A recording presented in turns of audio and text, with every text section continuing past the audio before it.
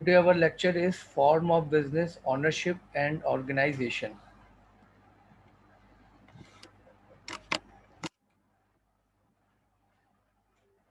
इस टॉपिक में हम जो कवर करेंगे वो हम देखेंगे कि एक बिजनेस की जो ऑनरशिप्स होती हैं वो कितनी तरह की होती हैं और किसी भी ऑर्गेनाइजेशन में जो ऑनरशिप के ऑप्शन होते हैं वो हमारे पास कौन कौन से होते हैं। इनमें जो सबसे बुनियादी ऑनरशिप होती है वो जो आप पहले पढ़ चुके होंगे, sole proprietorship, partnership and joint stock company. तो ये बुनियादी तौर पे सर जी। सर बच्चे कह रहे हैं कि आप हमें एक्सेप्ट कर दें। हम ज्वाइनिंग में वेटिंग में हाँ आ रहे हैं। हाँ, मैं जो आप जो जो स्टूडेंट आते जाएंगे मैं उन्हें एक्सेप्ट करता जाऊंगा, मेरे पास शो होता रहेगा। ठीक है। ये बच्चे कह रहे हैं कि सर को कह दें कि हम आ चुके हैं और अभी तक आपने एक्सेप्ट नहीं किया, तो इसलिए। मैं देख लेता हूँ। ओके।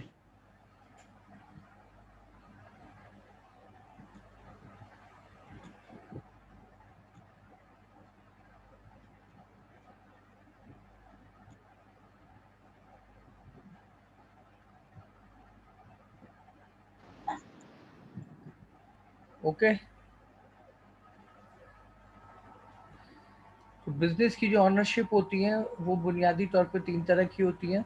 एक ऑनरशिप होती है सोल प्रोप्राइटरशिप, दूसरी होती है पार्टनरशिप और तीसरी होती है ज्वाइंट स्टॉक कंपनी। तो सोल प्रोप्राइटरशिप अगर हम रिमाइंड करें तो वो ऑनरशिप जिसके अंदर किसी भी बिजनेस के अंदर सिर्फ एक ऑनर होता है जो कि किसी भी बिजनेस में अपनी टोटल इन्वेस्टमेंट करता है और वही उस बिजनेस के प्रॉफिट एंड लॉस का रिस्पॉन्सिबल होता है। फिर उसके बाद सेकंड ऑनरशिप जो हमारे पास बिजनेस की आती है वो आती है पार्टनरशिप, जिसमें कम से कम दो और ज़्यादा से ज़्यादा 20 पार्टनर मिलके किसी बिजनेस में इन्वेस्टमेंट करते हैं और उस बिजनेस से होने वाले किसी भी किस्म के प्रॉफिट को आपस में डिस्ट्रीब्यूट करते हैं और उस बिजनेस में होने वाले किसी भी लॉस को आपस में डिवाइड करते हैं। फिर एक हमारे पास बिजनेस की ऑनरशिप होती है जिसे कहते हैं जॉइंट स्टॉक कंपनी। ये बिजनेस की वो ऑनरशिप है जो सबसे ज़्यादा अहम होती है, जिसके अंदर जो है ऑर्गेनाइजेशन में दो ग्रुप होते हैं। एक ग्रुप वो होता है जो बिजनेस के अंदर इन्वेस्टमेंट करता है और दूसरा ग्रुप वो होता है जो बिजनेस के अंदर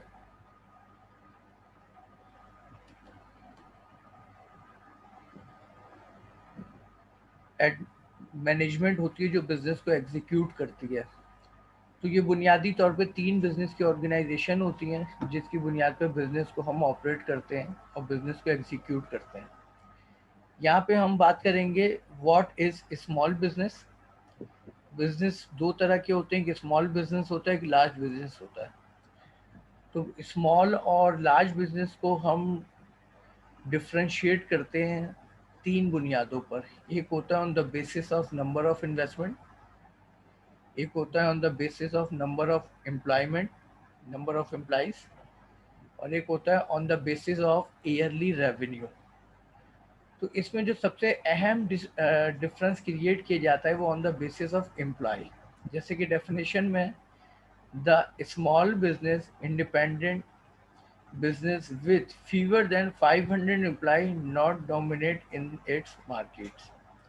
वो तमाम बिजनेस जिसके अंदर नंबर ऑफ एम्प्लॉय खासतौर पे मैन्युफैक्चरिंग के अंदर जब लेस देन 500 होते हैं, ऐसे बिजनेस को हम कहते हैं स्मॉल बिजनेस।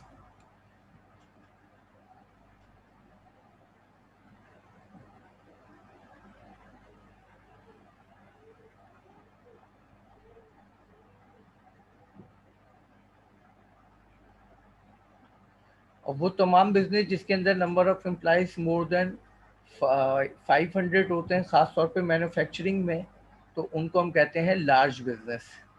तो स्मॉल बिजनेस और लार्ज बिजनेस को जो हम डिफ्रेंशिएट कर रहे हैं वो है on the basis of employees. फिर उसके बाद हमारे पास एक और ऑप्शन ये होता है कि बिजनेस के अंदर हम डिफ्रेंशिएट कर सकते हैं on the basis of revenue. Yearly revenue 10 million से अगर ज़्यादा है तो वो हमारा बिजनेस जो है लार्ज बिजनेस कहलाता है, और अगर लेस देन 10 मिलियन होता है तो ये तमाम एक फिक्स क्राइटेरियाज नहीं है, लेकिन अप्रॉक्सीमेटली हम इसकी बुनियाद पे बिजनेस को डिफरेंशिएट करते हैं।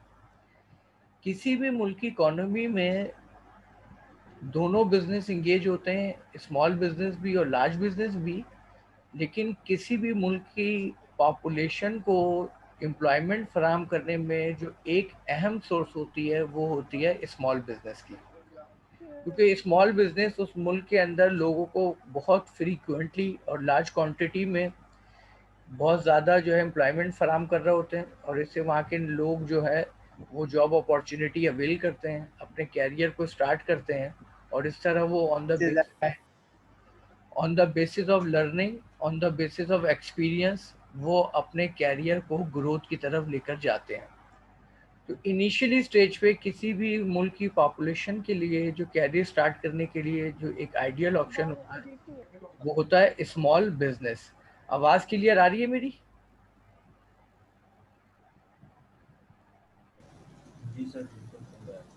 ओके। Yes sir. उसके बाद सेकंड है स्मॉल बिजनेस के अंदर क्रिएटिंग ए न्यू इंडस्ट्री। आज के एडवांसमेंट ऑफ टेक्नोलॉजी में, इन्वेंशन और इनोवेशंस में हम देख रहे हैं कि तेज़ी से वो नई नई इंडस्ट्री डेवलप हो रही हैं जो आज से पहले नहीं थी, और इन इंडस्ट्री की डेवलपमेंट में जो अहम रोल है वो स्मॉल बिजनेसेस का है। एग्जाम्पल के तौर पे अगर आप लास्ट 5 और 10 ईयर्स के अंदर पाकिस्तान के अंदर न्यू इंडस्ट्री देखें तो आपको ऑनलाइन बिजनेसेस के अंदर बहुत सारी नई इंडस्ट्री नज़र आएंगी। इसकी एग्जांपल है पाकिस्तान के अंदर कैब्स। जब से ऑनलाइन कैब्स स्टार्ट हुई हैं तो उसमें पहले इनिशियली स्टेज पे एक कंपनी थी, और आज अप्रॉक्सीमेटली 2 या 3 कंपनीज काम कर रही हैं। तो एक नई इंडस्ट्री है जो उभर के हमारे सामने आई है। उसके अलावा फूड इंडस्ट्री के अंदर भी एक इनोवेशन हुई है जिसके ज़रिए हम ऑनलाइन ऐप्स के ज़रिए मुख्तलिफ फूड्स को अवेल कर रहे हैं। ये हमारे पास न्यू इंडस्ट्री है। तो स्मॉल बिजनेस की बुनियाद पर हम बहुत सारे आज के जदीद दौर में नई इंडस्ट्री को भी देख रहे हैं जो हमारे सामने आ रही हैं।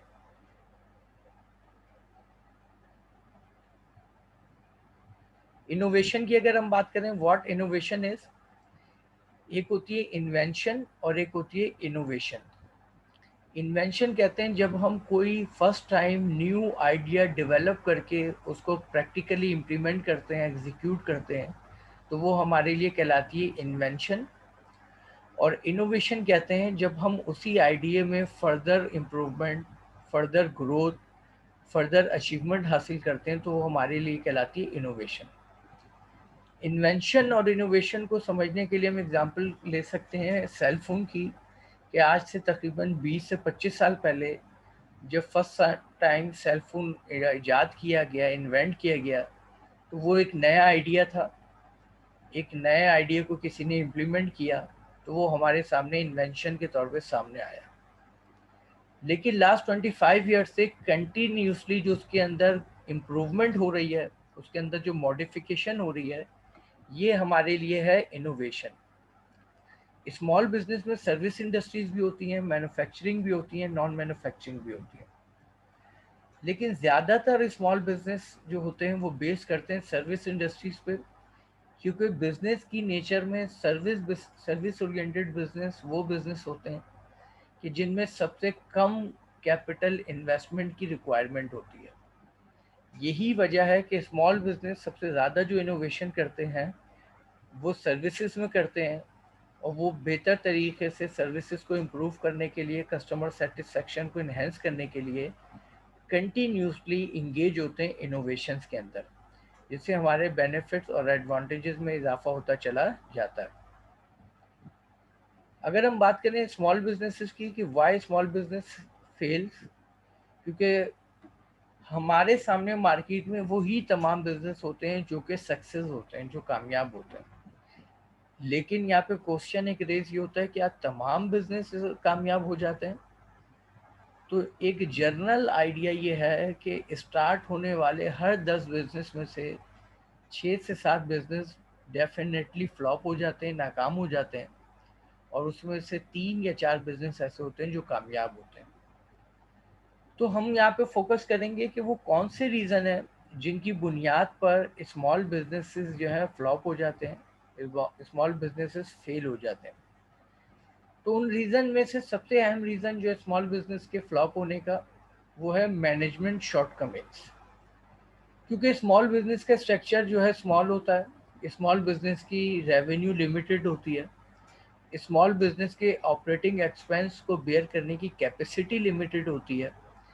यही वजह है कि नॉर्मली स्मॉल बिजनेस में well qualified skilful competent employees को हायर करना पॉसिबल नहीं होता, क्योंकि उनको फाइनेंशियल बेनिफिट ज़्यादा देने होते हैं। यही वजह है कि स्मॉल बिजनेस के अंदर जो लोग होते हैं उनका एक्सपीरियंस कम होता है, उनकी नॉर्मली कॉम्पिटेंसी कम होती है, और यही वजह है कि उन स्मॉल बिजनेसेस की मैनेजमेंट जो है इतनी इफेक्टिव और एफिशिएंट नहीं होती जैसे कि लार्ज बिजनेस में होती है। और किसी भी बिजनेस को कामयाब बनाने में उसके रिसोर्सेज के बाद जो सबसे अहम फैक्टर होता है वो उसकी मैनेजमेंट कॉम्पिटेंसीज होती है। जितनी मैनेजमेंट स्ट्रांग होगी उतना बिजनेस तेजी से ग्रो करेगा, उतना बिजनेस कामयाब होगा, और जितनी मैनेजमेंट वीक होगी उतना बिजनेस की कामयाब होने की पॉसिबिलिटीज कम होगी। तो यहाँ पे एक बड़ा रीज़न स्मॉल बिजनेसेस के फ्लॉप होने का ये है कि वहाँ की मैनेजमेंट जो है वीक होती है। और वीक होने का एक और रीज़न ये है कि स्मॉल बिजनेस अगर सोल प्रोप्राइटर बेस हो तो वहाँ पर जो है नॉर्मली ऑनर सिंगल होता है, अकेला होता है, और वो अपनी बिजनेस की तमाम मेजर फंक्शन को खुद सेल्फली एग्जीक्यूट करने की कोशिश करता है। और यही वजह है कि हर इंसान हर फंक्शन को एग्जीक्यूट करने की सलाहियत नहीं रखता। तो उसमें कुछ फंक्शन वो बहुत बेहतर तरीके से एग्जीक्यूट कर रहा होता है, और कुछ फंक्शन में उसकी परफॉर्मेंस वीक होती है। तो ये एक बहुत बड़ा रीज़न बनता है स्मॉल बिजनेस के वीक फ्लॉप होने का। सेकंड जो रीज़न है स्मॉल बिजनेस के फ्लॉप होने का वो होता है इन एडुकेट फाइनेंसिंग।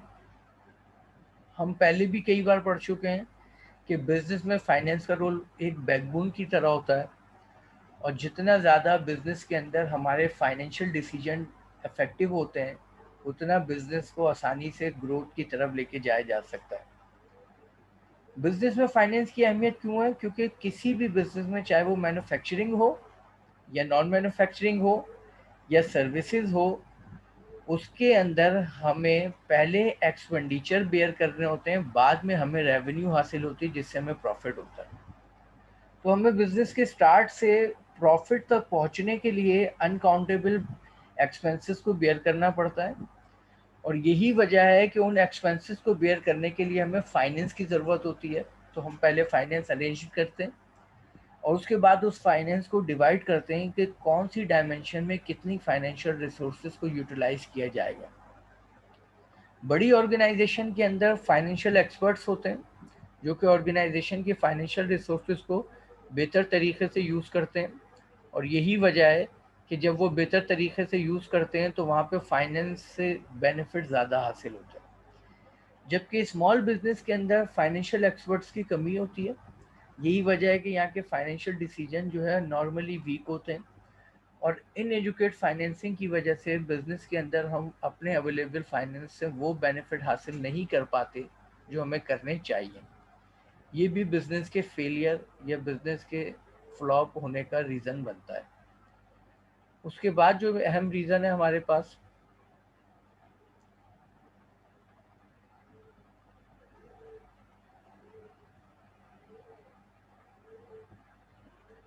Government regulations.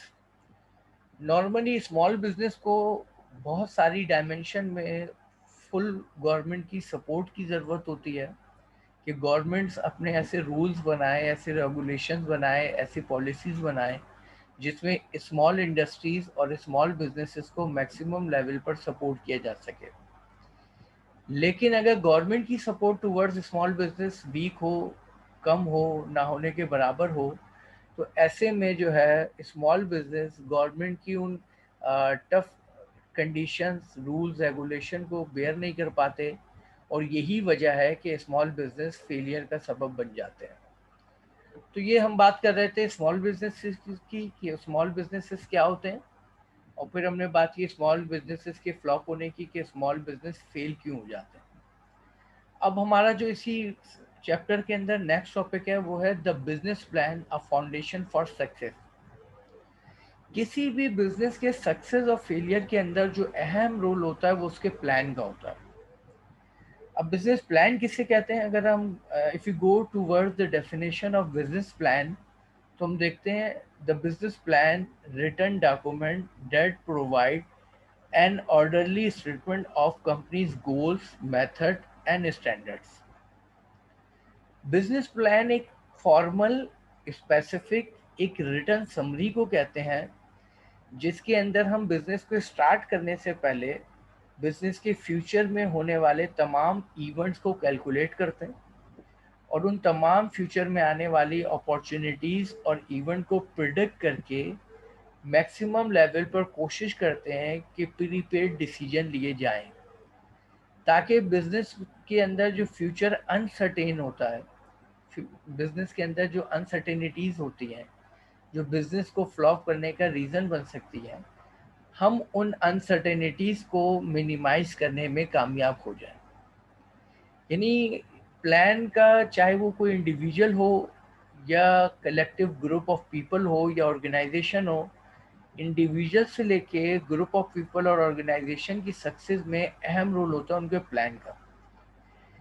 जितना इफेक्टिव आपका प्लान होगा, जितना प्रोडक्टिव आपका प्लान होगा, उतने आपके फ्यूचर में सक्सेस की पॉसिबिलिटीज बढ़ जाती है। लेकिन अगर आपका प्लान गलत होगा तो आपके फ्यूचर में फेलियर की पॉसिबिलिटीज नहीं बढ़ती, बल्कि आपके फ्यूचर में फेलियर गारंटेड होता है। तो ये एक इम्पॉर्टेंस है किसी भी बिजनेस में उस प्लान की। लेकिन अगर प्लान बहुत ज़्यादा इफेक्टिव और एफिशिएंट होगा तो बिजनेस की कामयाबी की श्योरिटी नहीं होती फ्यूचर में। क्यों? क्योंकि फिर सेकेंड स्टेप आता है सही तरीके से इम्प्लीमेंटेशन। बिजनेस की कामयाबी उस वक्त होती है जब हम बिजनेस का ना सिर्फ अच्छा प्लान डेवलप करें, बल्कि उस प्लान पे अच्छी तरह अमल भी करें। यही वजह है कि चाहे बिजनेस स्मॉल हो, चाहे बिजनेस मीडियम हो, चाहे बिजनेस लार्ज हो, तीनों तरह के बिजनेस की कामयाबी में जो अहम रोल होता है वो उसके प्लान का होता है कि किस तरीके से ऑनर ने प्लान डेवलप किया है। तो यहाँ पे हम फोकस करेंगे कि बिजनेस प्लान क्या के अंदर क्या क्या चीज़ें शामिल होती हैं और बिजनेस प्लान के अंदर हम क्या क्या फैक्टर को कंसीडर करते हैं। तो यहाँ पे हम देखेंगे कि बिजनेस प्लान के अंदर जो सबसे पहले an executive summary that briefly answer the who, what, where, when, why and how question for the business. Business plan का जो सबसे इनिशियल स्टेप होता है वो होता है टाइटल पेज। जिस टाइटल पेज पे हम अपनी कंपनी का नाम, उसका लोगो, उसका स्लोगन और कंपनी का एड्रेस, ये तमाम चीज़ें ऐड करते हैं। ये इंट्रोडक्शन होता है आपके बिजनेस प्लान का, जो इंट्रोड्यूस करता है कि आपके बिजनेस है क्या। सेकंड आता है executive summary. Executive summary briefly introduction होता है कि एक्चुअली आप किस बिजनेस में इंगेज हैं, वो बिजनेस है क्या, और आप एक कंसाइज स्टेटमेंट में लोगों को बताने की कोशिश करते हैं कि आपका बिजनेस है किस नौइयत का। मैन्युफैक्चरिंग है, नॉन मैन्युफैक्चरिंग है, सर्विसेज है। अगर बिजनेस मैन्युफैक्चरिंग है तो मैन्युफैक्चरिंग में आप क्या प्रोड्यूस कर रहे हैं, कहाँ प्रोड्यूस कर रहे हैं, कैसे प्रोड्यूस करेंगे, ये तमाम चीज़ें उसके अंदर शामिल होती हैं। सेकेंड होता है an introduction that include a general statement of the concept, purpose and objectives of the business purpose. फिर उसके बाद होता है इंट्रोडक्शन, जिसके अंदर हम बिजनेस के जनरल पर्पस बयान करते हैं कि इस बिजनेस के जरिए हम वो कौन से मकासद हैं जो अचीव करना चाहते हैं। बिजनेस के ऑब्जेक्टिव एलुस्ट्रेट करते हैं, वो कौन से ऑब्जेक्टिव हैं जो बिजनेस के हम अचीव करना चाहते हैं शॉर्ट टर्म में और लॉन्ग टर्म में। फिर बिजनेस कॉन्सेप्ट, कि बिजनेस के बुनियादी तौर पे कॉन्सेप्ट क्या है, ताकि हमारे प्लान को समझने वाला हमारे बिजनेस के जो मेन मकसद है, मकासद है, उनको समझने में कामयाब हो जाए। थर्ड बिजनेस प्लान का स्टेप होता है separate financial and marketing section. Business plan के दो पोर्शन और होते हैं, एक होता है फाइनेंशियल प्लान और एक होता है मार्केटिंग प्लान। फाइनेंशियल प्लान के अंदर हम डिटरमाइन करते हैं कि बिजनेस के अंदर जो रिक्वायरमेंट ऑफ फाइनेंस है वो कितनी है। बिलफर्ज एक बिजनेस है जिसकी रिक्वायरमेंट ऑफ फाइनेंस 1 मिलियन है, फिर हम उसके अंदर पूरी एक शेड्यूलिंग करते हैं इस 1 मिलियन में कैपिटल हम कितना अरेंज करेंगे, हम डेट यानी लोन कितना लेंगे और हम किस तरह फाइनेंस को अरेंज करेंगे।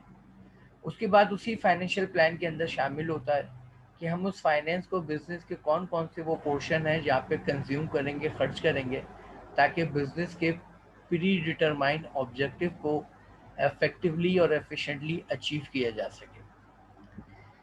एक और बिजनेस के अंदर जो सब प्लान होता है वो होता है मार्केटिंग प्लान, जिसको मार्केटिंग सेक्शन कहते हैं।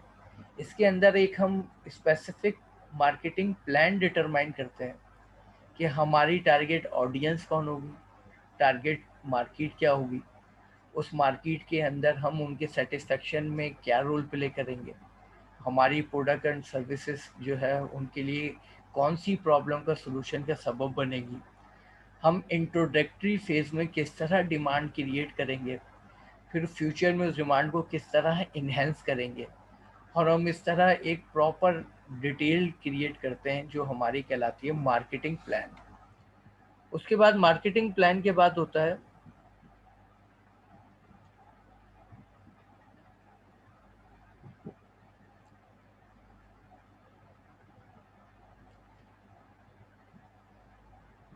Resume of principal, specially is plan written to obtain financing. Next हमारा स्टेप होता है the company's mission and vision of its founder. ये आपके प्लान का बहुत ही अहम स्टेप होता है जिसमें आप अपने बिजनेस का विजन डेवलप करते हैं और आप अपने बिजनेस का मिशन डेवलप करते हैं। विजन और मिशन डिटरमाइन करता है कि बिजनेस लॉन्ग टर्म बेसिस पे बिजनेस की डायरेक्शन क्या होगी और बिजनेस को हम किस डायरेक्शन में ग्रोथ की तरफ लेकर जाना चाहते हैं।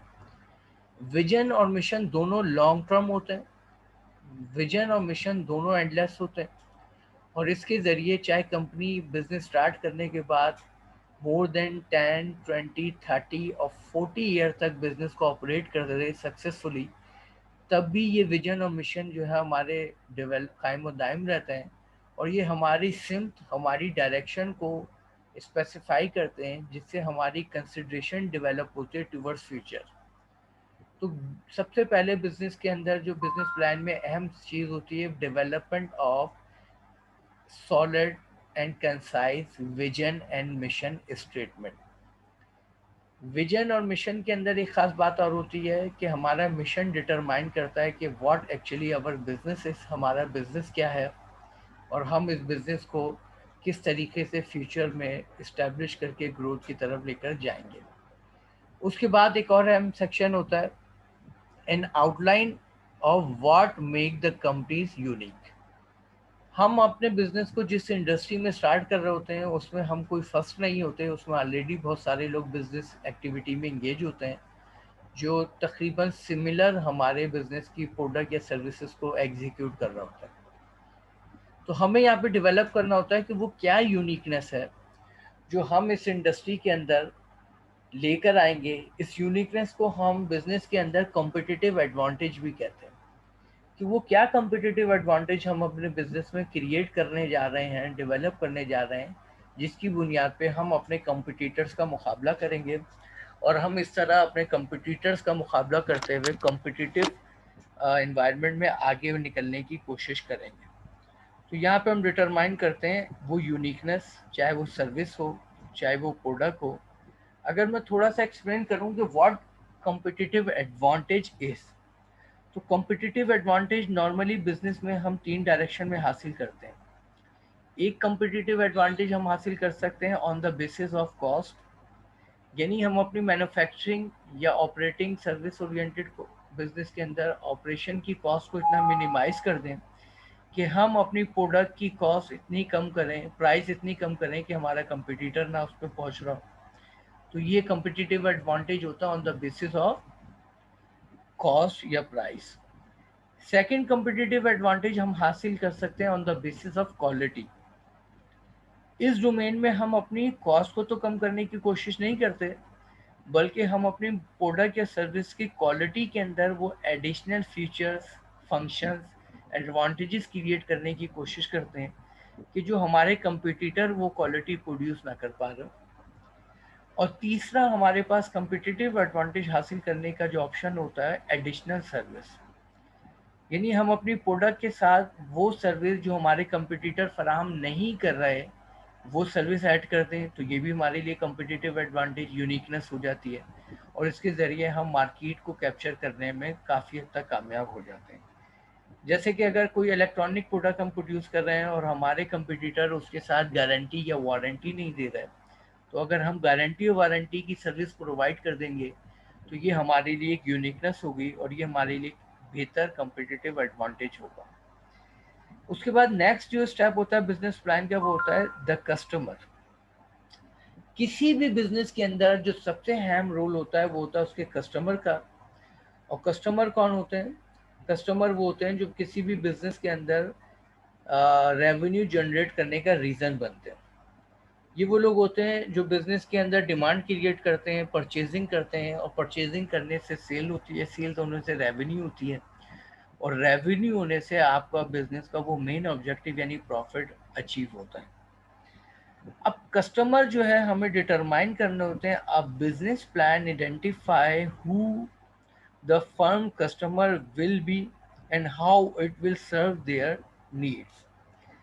इसमें हमें डिटरमाइन करता है कि ओवरऑल पॉपुलेशन में से हमारे वो कौन सा ग्रुप ऑफ पीपल हैं जो हमारे टारगेट कस्टमर होंगे, जिनको हम फोकस करेंगे।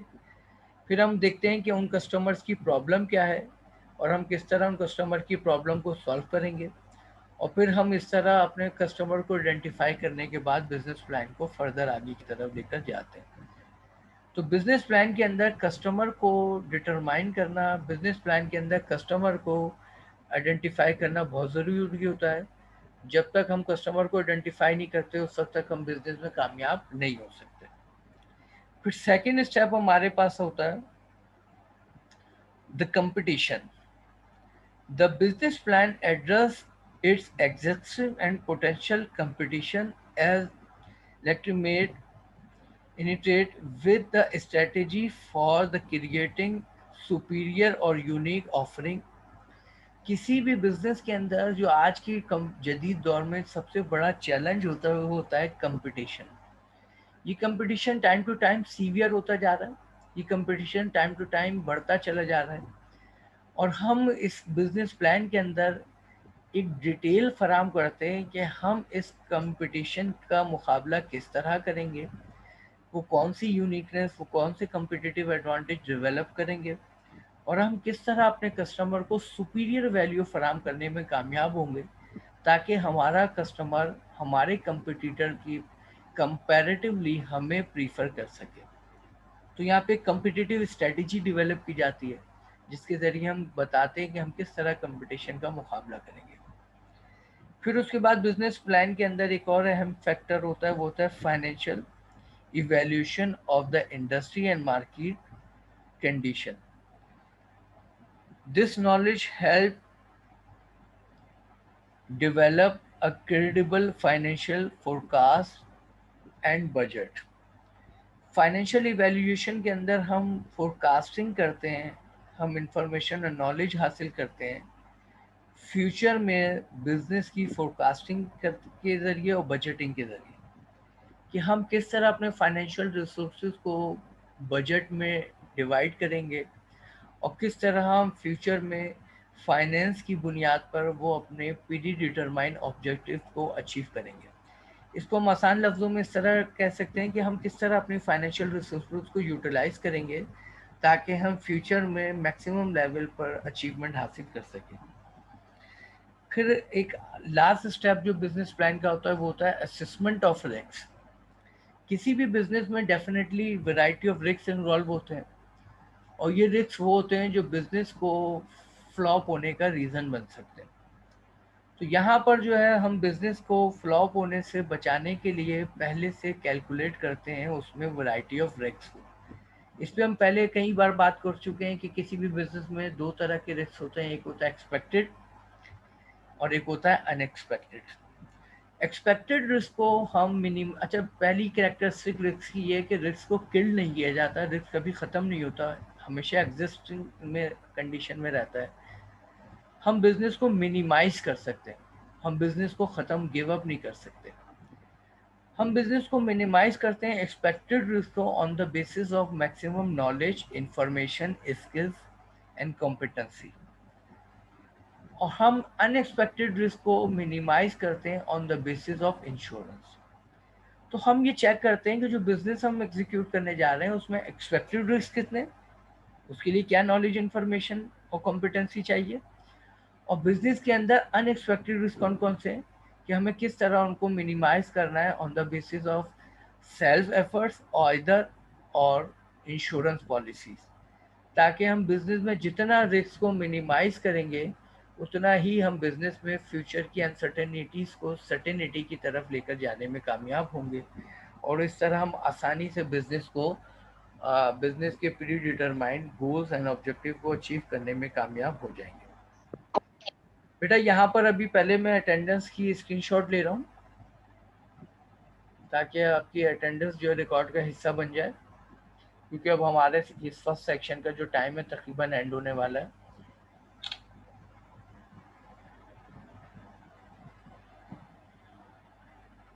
सर हम चैट सेक्शन में अपना नाम और जी थोड़ा तेज बोलो बेटा। नाम, मैं कह रहा हूँ सर हम चैट सेक्शन में अपना नाम वगैरह सेंड कर दें, आप हमारे नाम से स्क्रीनशॉट लेना चाहते हैं? आपने जिस नाम से इंटर हुए हैं आप उसी, आपको डिपार्टमेंट ने पॉलिसी बताई है कि आप जी सर